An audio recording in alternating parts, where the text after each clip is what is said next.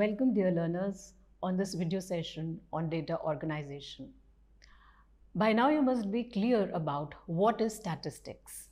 Statistics is a subdiscipline of mathematics, and if we give a quick recap, you must now be aware about statistics, about sample, population, parameter, statistics, and so on. In this video session on data organization, we are going to see how data is organized and what is the usefulness, how it is organized, because if we have a lot of data, actually it is meaningless. So we need to organize the data in a useful manner so that it gives us some meaning. So data is the plural of datum, and it is a Latin word for the collection of information. So we have a lot of information in data. So now we are having data analysis, data analytics, and so on. So if we do not organize it properly, it will be meaningless. So the basic idea behind any statistical inquiry will be to describe and understand the population of interest. So whenever data is collected, whenever information is gathered, we always have some population in mind, we have some sample in mind on whom we are collecting the data. For example, you must have come across so many reports, like for example, the WHO report, the National Health Family Survey, United Nations report, and so on. So they collect data and then it is organized and represented graphically also. Otherwise, it will be meaningless. We have exit poll surveys also. For example, before the election, the exit poll is conducted, and from the probable voters, questions are asked and on that basis, it is concluded who will be leading, who will be following, and so on. So we see how the data is collected on one hand and then how it is organized to give some meaning. Now let us explore more. So in order to organize the data, it is very important to classify and tabulate the data, right? So data can be both qualitative and quantitative. Quantitative data, of course, as the name suggests, it is on a numeric scale. For instance, height, weight, temperature score on an exam. So this is discrete. And while as qualitative variables or the qualitative data, it involves ordering or measuring, and this is categorical variables like the favorite color, the texture of hair, etc. Now both are important when we are collecting information. So for example, whichever information we are gathering, we are collecting, we tend to classify. Even the human brain receives information like that and classifies it for better memory. Just for an example. So in a similar way, classification here is also, it is very important for the information to be in an ordered and in a concise manner to give it more meaning. And it helps the researcher in both descriptive statistics and inferential statistics. So by now it must be clear about what is descriptive statistics, what is inferential statistics. Descriptive statistics, of course, there is no generalization, and we, for example, we use the measures of central tendency, we classify and tabulate data, and there is no generalization, while as in inferential statistics, for example, we tend to measure the differences and so on, where we can infer and generalize, that is the inferential statistics. So for both these kind of statistics, we need classification and tabulation. So now let us see the significance of classification. For example, the data becomes more organized, as I just mentioned, it becomes concise, well planned, because whatever the information that is collected, that is the raw data that we say as raw data, that is meaningless. And in order to classify it, in order to organize it meaningfully, we need to place it in homogeneous categories. And this homogeneous groups, they are as per some common characteristics, and these are as per some kind of a similarities. For example, the students getting marks between 80 to 90. So this is all the students getting marks in between will fall under same category. We have, say for example, division of marks, like first division, second division, third division. So anything above 60% first division, anything between 45 to 60% is second division, and so on. So there is some kind of a homogeneity, there is some kind of a similarity or a common characteristic that of course the researcher needs to identify. After classification, when classification is done, of course statistical analysis can be planned. We will in the forthcoming sessions, we will be talking about statistical analysis. It also helps to draw conclusions. On the basis of classification, you can conclude about some meaning that comes out of, some kind of that data. Comparisons can be made, similarities and differences can be identified. So definitely we can compare, like for example, how many students have scored above a particular score, or how many of them have performed badly, and so on. So the similarities and differences can be identified on the basis of this, and comparisons can be made. Say for example, let us take in this marks obtained by students, and then we have marks, we have categorized it, we have classified it. Say for example, 11 to 15 or 16 to 20, 21 to 25, and so on. And we know the number of students who fall in this category. So we can, now this is classification. So now it is so easy to conclude that the maximum students are falling in the category of 31 to 35, because 14 students are there in this category. Following is 36 to 40. So now it becomes more easy for us to come out to see the similarities, to see the differences. We can compare that, like for example, there are less number, in fact, the tapering. 11 to 15, only 2 students, and 46 to 50, 2 students. So many comparisons, similarities, differences can be worked out on the basis of classification. Similarly, there is another concept of tabulation in statistics. Tabulation is very important. You must have come across so many reports, for example, the Economic Survey, the Census of India, and so many other reports like the WHO, United Nations, and so on. The data is tabulated. It is in a tabular form. It has rows and columns, right? And you always have a table number, title of the table, captions and stubs, body of the table, head note, footnote, data source. Even if you come across any kind of a research report, any kind of a dissertation, any kind of a research article also, which has a table, you always see that there is a table number to it, right? There is a title. See, we will see, for example, here you have a table number, say X, right? And then there is a title. There is a title to it. Say, for example, this is the marks on an English test. Then on the left hand side, you have the stub. So stub are the captions on the left hand side of the table. We have gender. This is as the caption head. Again, you have about, on the basis of gender, how many categories you have made here. We have made it as males and females. So N is the total number of samples, say 50 in both the categories. This is the caption.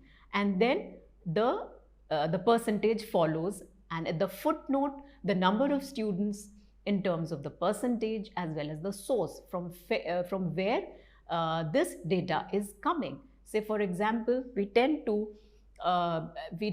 quote many a times the Government of India data or the WHO data. So wherever we are taking the help of these tables, we always cite the source. So that source will come, say for example, Census of India 2011, and so on. So this is just an example. So what is this table doing? This is trying to simplify, it clarifies, comparisons can be made, and it is easy to refer. So that is why tabulation is an important part of data organization in statistics. Now there are few important aspects where in tabulation, it is the construction of frequency. When we say construction of frequency distribution, there are mainly three types: the relative frequency distribution, the cumulative frequency distribution, and the cumulative relative frequency distribution.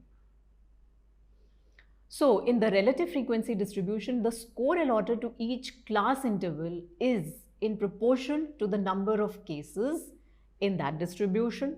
In the cumulative, it is the summation. Cumulative is always the summation of whatever is there. So it is the summation of the frequencies of that class interval and of the class interval below that class interval. So we'll see how the cumulative frequency is calculated. So it is the summation of the frequencies of that plus the frequencies of the class interval that is below that class interval. And the cumulative relative frequency distribution is the score is the relative frequency for that score in summation with the relative frequencies of all the scores that lie before this particular score. So we will, when we calculate, it will become clear how all these are little different from each other but are important aspects of construction. So for example, here we have the scores and the frequency. So the scores are given and the frequency is given, and then the total is given. Now we are going to calculate the relative frequency. So relative frequency is calculated, and the cumulative frequency and the cumulative relative frequency. We are going to calculate on the basis of, for example, we divide the values into intervals and then count the number of values in each interval. Say for example, here 19 is the lowest and the frequency is 7, and accordingly the relative frequency is calculated.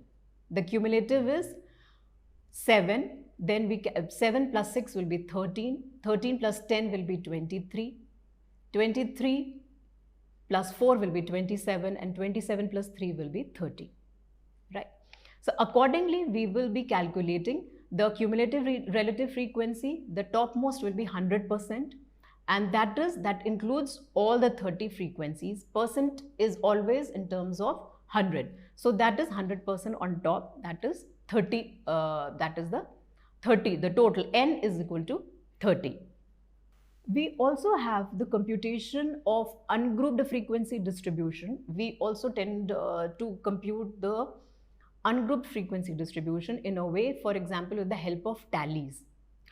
Tallies are, for example, we make a strike like this, a slant, where we are going to count the number of frequencies. So, for example, 0 marks. So there is only one candidate. So here we are going to put a slash, that is frequency 1.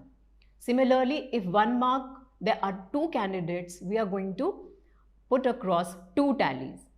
Similarly, in 2 we don't have any candidate, it will be 0, so no tally. And if it is more than 5, so we are going to write, we are going to put 4 tallies and a cross across. And then, for example, here in the 5 marks we see the frequency is 9. So 4, then the tally is put across, and then that is 5 and plus 4, that is 9. So this is of the ungrouped frequency distribution, right?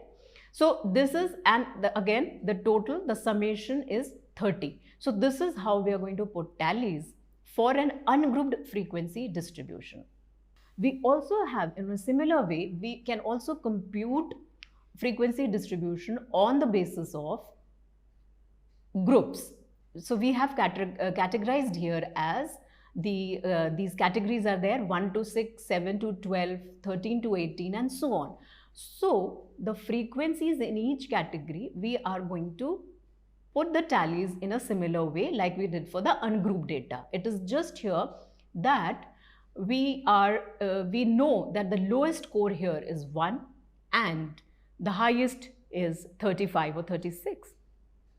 Accordingly, we have made categories because we have to ensure that how we are going to categorize, how we are going to put these categories. There should not be so many It should be as per the lowest and the highest that we are going to calculate the range, and accordingly we classify into groups. So say for example, in 1 to 6 there are 3 frequencies, so we are going to put the tally of 3. In 7 to 12 we have 8 frequency, so we are going to put, like, say for example, 4 across and then 3, so this is total 8 tallies. So this is the way we are going to compute the tallies for the grouped frequency distribution. Now in the cumulative frequency distribution, it is how we calculate. Say for example, we have these set of scores: 36, 48, 54, 92, 57, 63, 66, 76, 66 and 88. So we know that this is the set of scores and we have to plot the cumulative frequency, the percentage, and the cumulative frequency, the cumulative percentage frequency.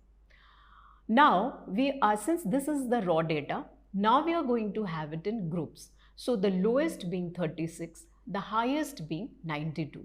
Here what is happening is, first we need to classify them into groups.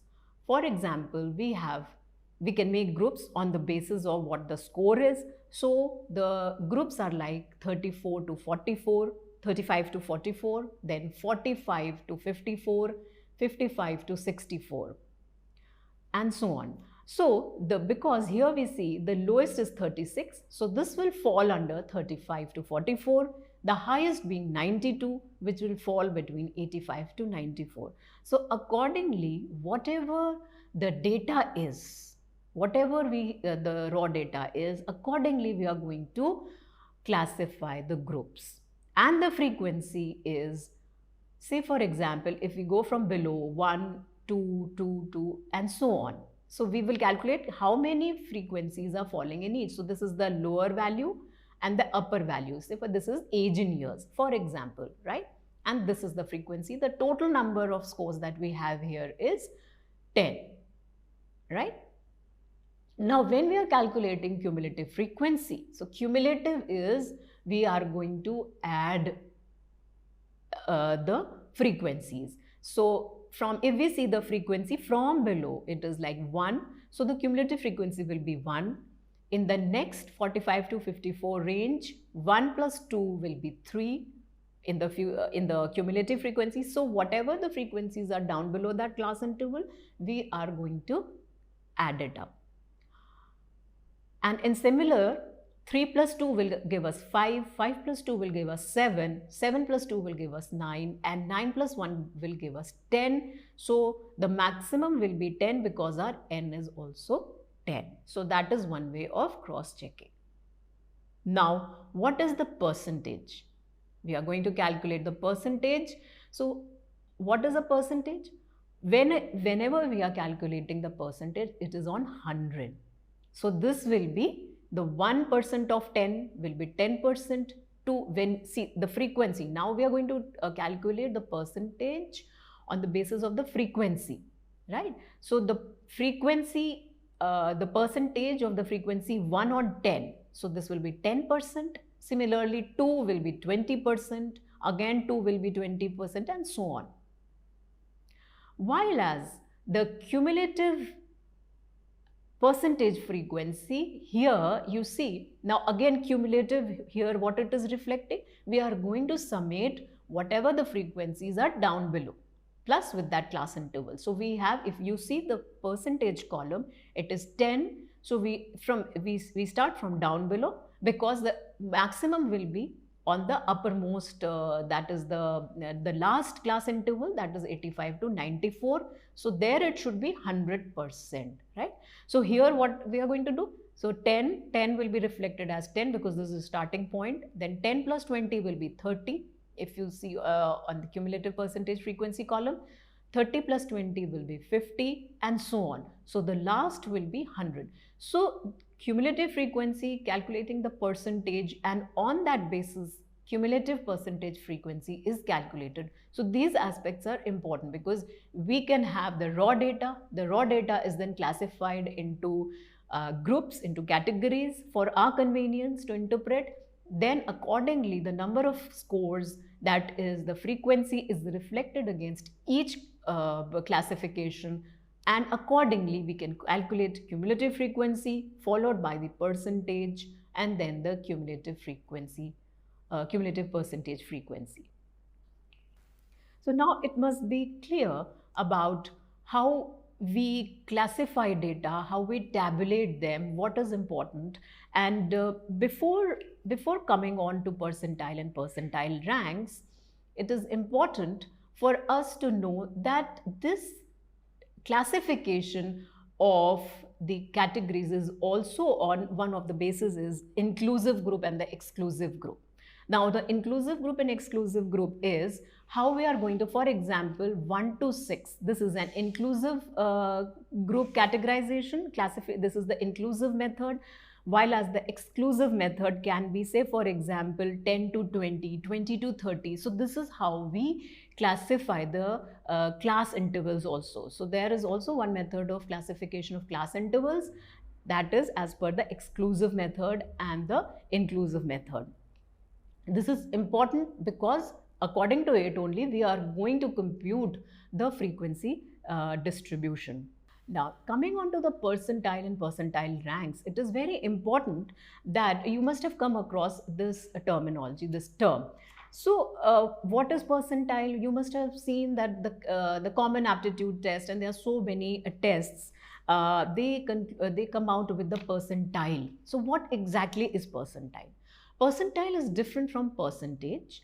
And say for example, if a person has got a percentile of 10, so that means 10% of the cases lie below that person.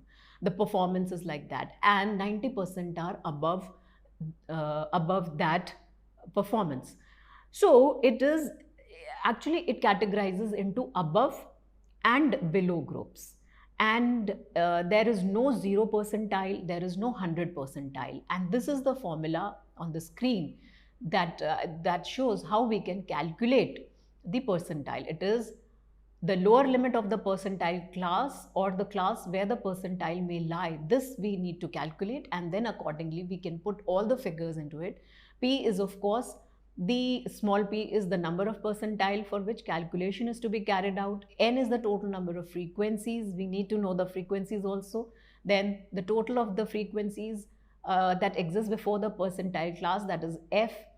Small f will be the frequency of the percentile class, and small I will be the size of the class interval. So these requirements are there in order to compute the percentile, and this is the formula.